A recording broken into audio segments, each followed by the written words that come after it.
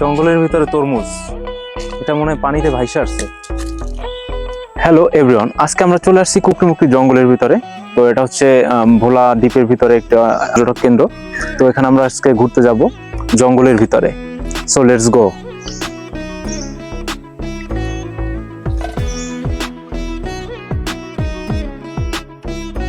তো আমরা এখন ম্যানগ্রোভ বনের ভিতরে ঢুকবো।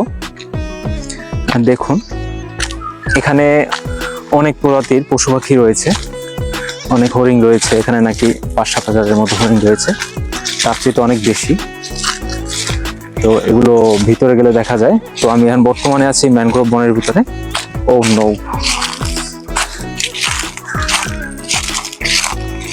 তো বনে অনেক পানি ওঠে, এখন পানি নেই, এই কারণে ঢুকতে পেরেছি।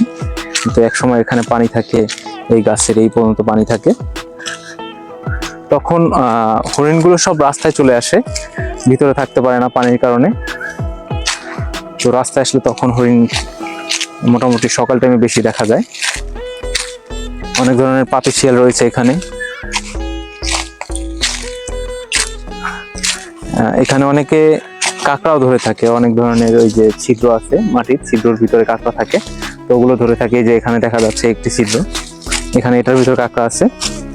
এই যে এখানে আসলে এই যে দুটো ছিদ্র দেখা যাচ্ছে, দেখো ছিদ্রগুলো, এগুলোর ভিতরে কাঁকড়া থাকে।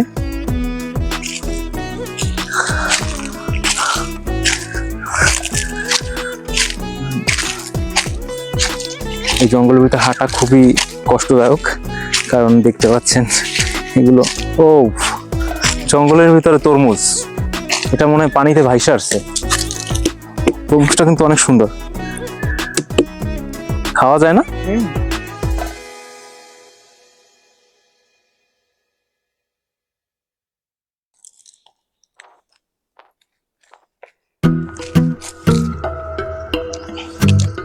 তো এখন এটা কাটবো,